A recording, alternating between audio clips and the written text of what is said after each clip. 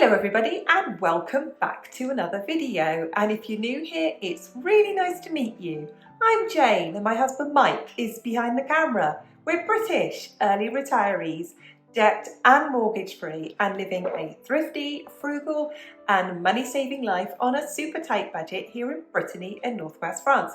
And every Friday we bring you something food related. It could be a shopping haul, it could be meal planning, it could be some cooking. It could be just like today where we're talking about food preparation, food security, getting ahead of the curve, keeping up with inflation, and buying your goods that you need for Christmas as soon as you can.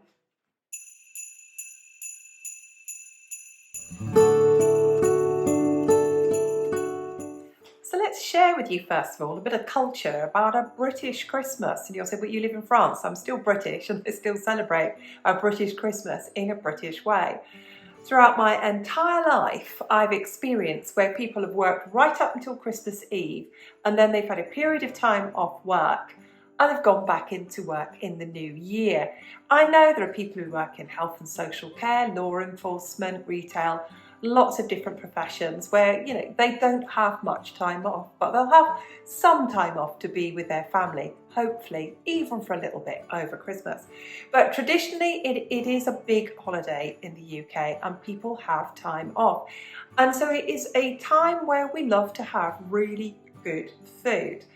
And I think it comes from that time, which is almost pre-Christian really, that time of Yule, of celebrating the midwinter, because at that time of year, it can be dark at 3:30, 4 o'clock in the afternoon, and it can be dark until 9:30 in the morning. So you go to work in the dark, you come home in the dark, and it's that time of year from about the 20th to the 22nd that it's midwinter, and it's a real time of feasting, and you save your money and you put all your money aside. And you have the loveliest food of the year at Christmas time. And it's not just the one meal that you might have in some countries. There's lovely food for Christmas Eve, lovely food for Christmas Day, really lovely food for the next day, the Feast of St. Stephen's or Boxing Day. It's a big thing. And then in between, and then there's New Year's Eve and New Year's Day and all the bits in between that we Brits love to call picky bits. That sort of meze, that buffet of lovely food, and it can be expensive, so we like to get ahead, and that's what I'm going to talk about today, is how on earth do we budget for and prepare for this time of feasting, this time of celebration, and especially now because money is tight.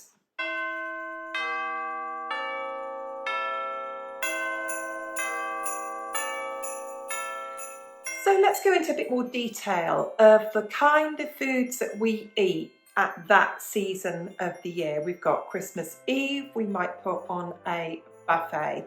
We might have fish, we might have pate, we might have prawns, we might make a big Indian feast, we might make a big curry, we might put on a big lasagna. It depends on what you like, but it will be a nice meal on Christmas Eve. Christmas Day is a huge roast meal. There'll be food to start with, there will be a starter, usually fish or prawns or salmon. The main meal, which is this beautiful roast meal. Sometimes it can be turkey, but it can be beef, it can be pork. Some families have a little bit of all of it.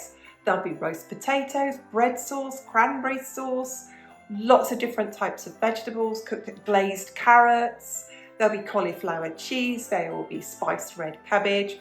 And then there will be the dessert, so there'll be lots of different things from ice creams to cheesecake to Christmas pudding, maybe even tiramisu, but things that are a bit more expensive and a bit more exotic and a bit more time consuming. All these things are expensive, they're adding up, aren't they? And there's Boxing Day, which is my favourite day for food. And it's a big cold feast. It's the leftover turkey, it's the leftover beef. And there will be cheeses and breads and crackers and pickles and salads and coleslaw and potato salad and crudités and vegetables and all of those things, and the desserts left over from the day before and all of those things that get eaten up. And then there's that period of time between Christmas and New Year where you don't know what day it is, you don't know what time it is, you don't know, is it time to have a Bucks Fizz, is it time to have a glass of Baileys, is it time to have cheese and biscuits, is it time to eat cornflakes? You kind of lose track of time. It's that kind of sitting at home, watching the movies, catching up with friends, playing with the kids, meeting up with family, having friends come round, I've got plenty of food, come on in. So it's that time. And I can't think of anything more wonderful than a British Christmas. I notice here in France, Christmas is like Christmas Eve and Christmas Day, and then they're all back to work and it's all back to normal again. But it's a real pause as a British person. So it's like, I'm going to talk today about what we British people do to afford that. How do we budget that? How on earth do we afford this food? So let's get into it.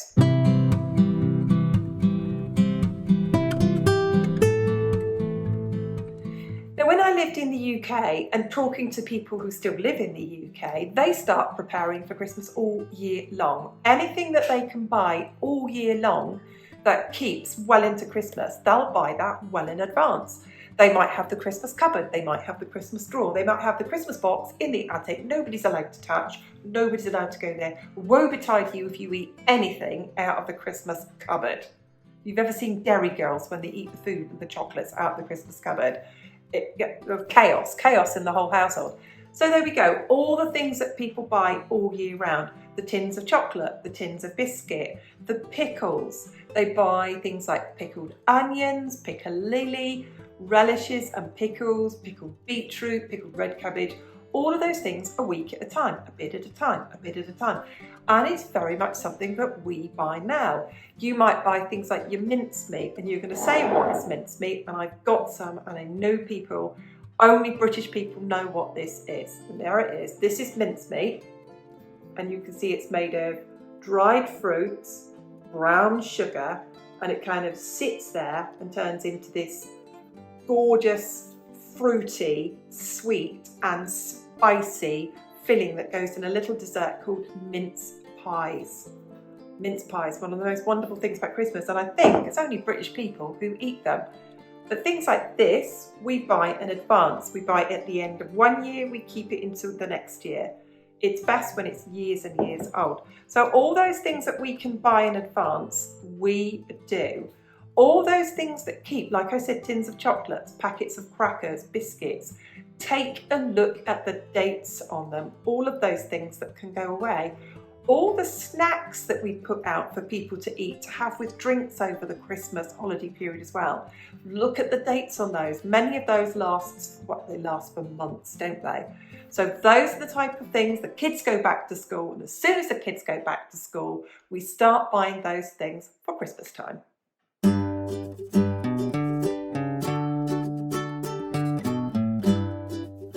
Now let's start talking about the expensive stuff, the real big treats, the things that we buy for Christmas time.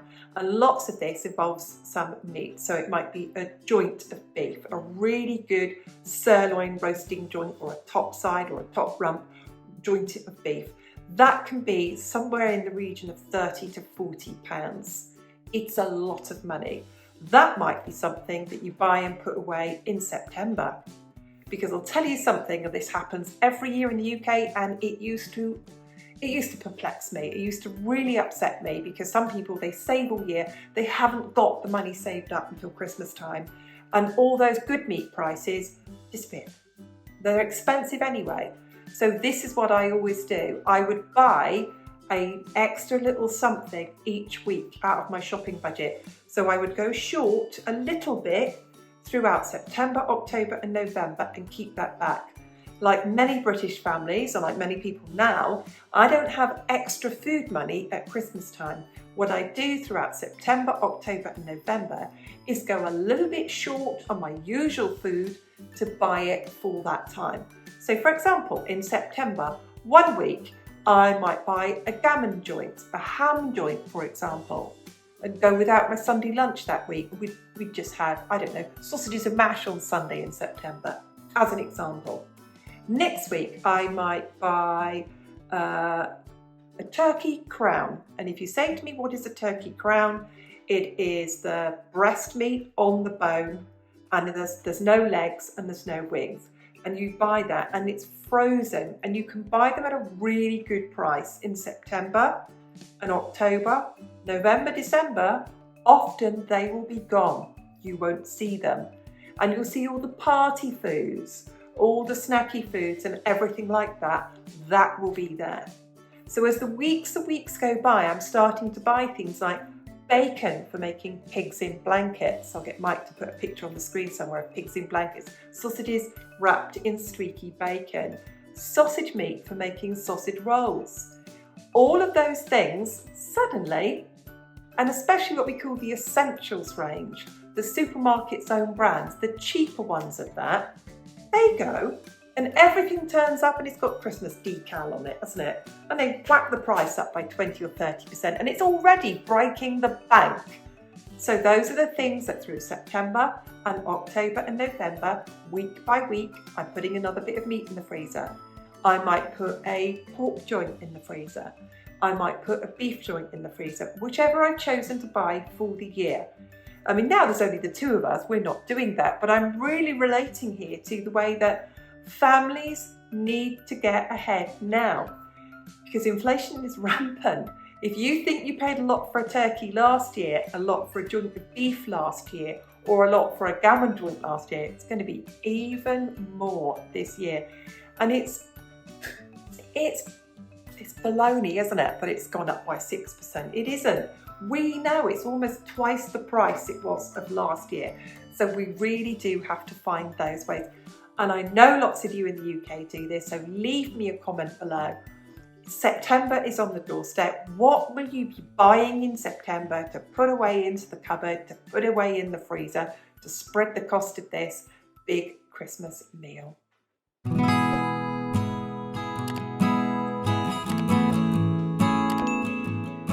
Now, supermarkets seem to have cut back an awful lot. They've got less shelves, they've got less freezers. So when Christmas comes up, they know people are looser with their budgets. They know people have saved in readiness to buy it.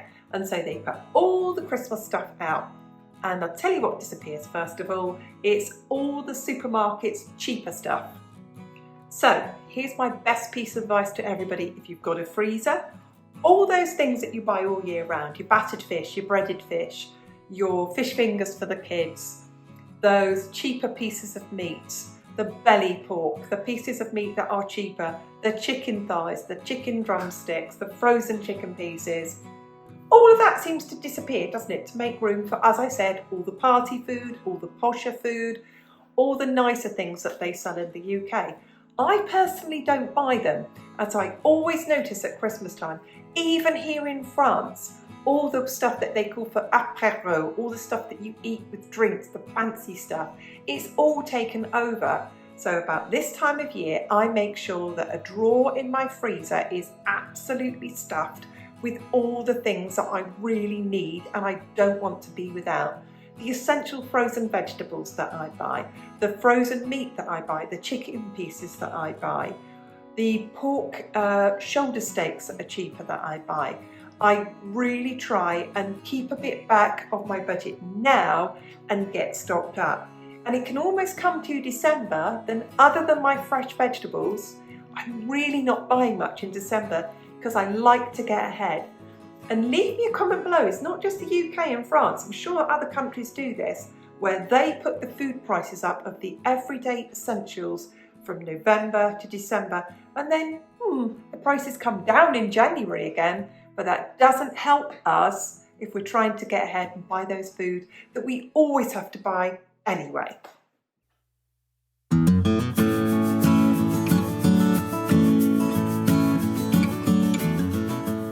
I wanted to add in today, and I thought it was really important to share with you about getting those store cupboard staples built up at this time of year. Because we've got families out there and we know that Christmas is going to be rough for people. It was bad last year. It's going to be even worse this year. We've got energy prices that have gone up again. Well, they certainly haven't come down. We've got maybe another cold winter on the way, and it was rough last year and people have spent their savings and it's going to be tough. So having those store cupboard staples and getting them in now really helps us. Can you get me tins of cold meat in? Can you get any tins of fish in? Can you stock up on rice and pasta and instant mashed potato? Can you stock up on pasta? Can you stock up on tinned vegetables, tinned fruit? Can you stock up on cereals, on oats? Can you stock up on sugar? Those things that you can put away now to bulk out your meals. We've had a really, really good stock up this year on beans, on lentils, on brown rice that we prefer, all of those things to keep us going. So when we make anything over the winter, we are really, we're making more soups, we're making more stews, and we're bulking up on that. But we are prepared for that now, because that winter time is really expensive, and having those in there means we can free up a little bit more money for Christmas. Because let's face it, we do want to have a nice time. We don't want to go crazy, we don't want to break the bank, we don't want to go broke. That's not what we want to do. But we do want to keep up with our own festivities, our own cultures and our own traditions, and be part of our society and the ways that we like to live. So stock up on those if you can. Never go into debt to stock up on it, please. But stock up on them if you can, because those store cupboard staples, they disappear over the Christmas time as well, because they're putting all the Christmas goods out. So if you can get ahead, go on, try and get ahead.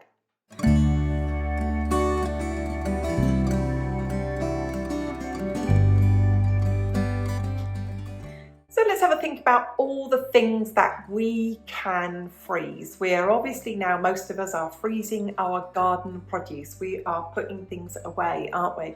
Those of you who've got broccoli that's coming into season here, that's something, if you've got a glut of it, that you can freeze it and put it away.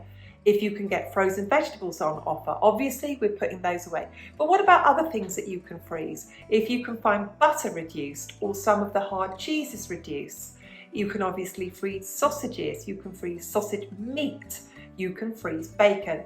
Any of those things that you can freeze, that you can put away, try and run down your freezer of what you've got now to put those away for winter, because like I said, the prices go up the nearer we get to Christmas.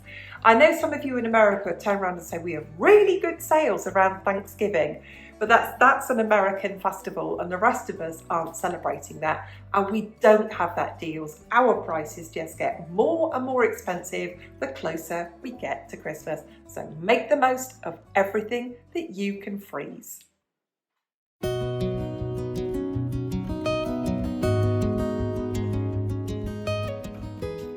So as summer ends and we're going into autumn, more and more stuff is being preserved and canned and pickled, and this time of year I'm going to be thinking of putting things away, like pickled onions, I'm going to be pickling beetroot, and I'm going to be pickling red cabbage to put that away.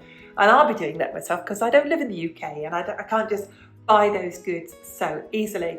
But tell me, what are you preserving now that you preserve especially for Christmas? I know British people, you will be pickling your onions. Tell me, everybody, what are you making? What about Rumtoff? Does anybody still do that? Does anybody put the fruit away all year long for Christmas time? Is there any fruit that you're canning in preparation for Christmas? I will be canning apples any day now and putting that away for all those apple pies and apple crumbles that we will be eating over the winter time. I've still got gluts of tomatoes, I've still got a glut of cucumber, so I will still be making tomato sauce to put away for the winter, and I'm obviously still going to be making things like bread and butter pickles, and I will be making cucumber relish. But tell me, what are you making the most of now at the end of summer as we are going into autumn?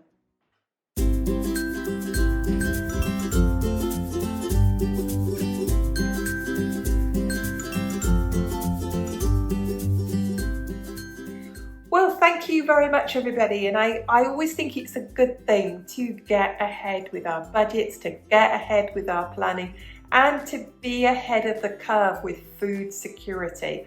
We don't know what shortages are around the corner, but we do know that price increases definitely are, because inflation is not going away. It means those prices are still high and they are still climbing. Let me know, everybody, What are you doing? What are you putting away for Christmas? What are you doing to put away food for the winter? What are you doing to get ahead of the curve and ensure about your own food security? We love all your comments and we read every single one of them. Thank you massively to everyone who hits the like button.